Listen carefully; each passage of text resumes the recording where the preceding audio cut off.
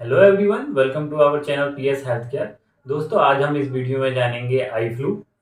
Eye flu बारिश के मौसम में काफ़ी तेज़ी से फैल रहा है, जिसे हम कंजक्टिवाइटिस या नॉर्मल लैंग्वेज में इसे आँख का आ जाना भी कहते हैं। दोस्तों, इसके जो लक्षण होते हैं उसमें आपको आँखों में लालपन आ जाना, आपकी आँखें रेड होने लगती हैं, आँखों में इरिटेशन होना, इचिंग होना, आपकी आँखों में सूजन आ जाना या आपकी आँखों से पानी का निकलना या आँसू का निकलना, आपकी आँखों में दर्द होना, यही सब आई फ्लू के लक्षण होते हैं या कंजक्टिवाइटिस के लक्षण होते हैं। आई फ्लू जब आप किसी इन्फेक्टेड पर्सन के संपर्क में आते हैं, तब आपको आई फ्लू फैलने के काफ़ी हद तक चांसेस बन जाते हैं।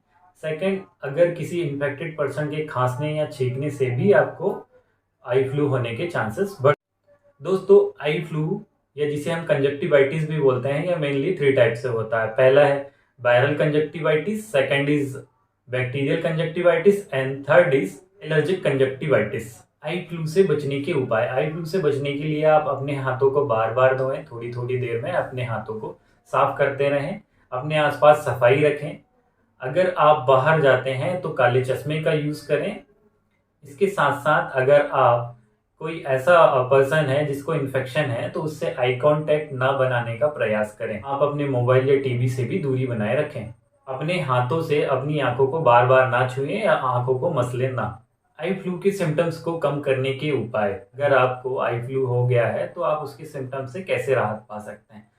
पहला, अपनी आंखों को बार बार धोएं, थोड़ी थोड़ी देर में अपनी आंखों को धुलते जाएं। अगर आपको जलन या दर्द की शिकायत है या आंखों में रेडनेस भी है, तो आप गुलाब जल का भी यूज़ कर सकते हैं। आप गुलाब जल से अपनी आंखों को बार बार धुलें। इसके साथ साथ आप कुछ और उपाय कर सकते हैं, जैसे कि गुनगुने पानी में साफ कपड़ा भिगोकर उसको कुछ 2 से 3 मिनट के लिए अपनी आंखों में रखें। यह प्रक्रिया आप बार बार रिपीट करें। टी बैग का भी यूज़ कर सकते हैं। ग्रीन टी बैग को आप ठंडे पानी में डुबोने के थोड़ी देर बाद अपनी आंखों के ऊपर रखें, जिससे आपको काफ़ी हद तक आराम मिलता है।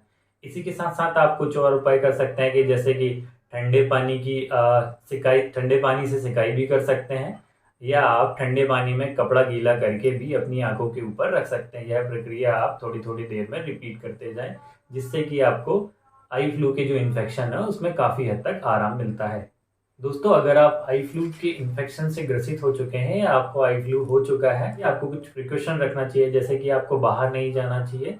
अगर आप बाहर जाते हैं तो आपको इन्फेक्शन का खतरा और अधिक बढ़ जाता है, जिससे कि आपका इन्फेक्शन और भी ज़्यादा हो सकता है। अपने हाथों की सफाई मेंटेन करें। अगर आप ड्रॉप या कपड़े से सिकाई करते हैं तो अपने हाथों को पहले अच्छे से साफ करें, उसके बाद ही ड्रॉप या किसी भी अन्य चीज़ों का यूज़ करें।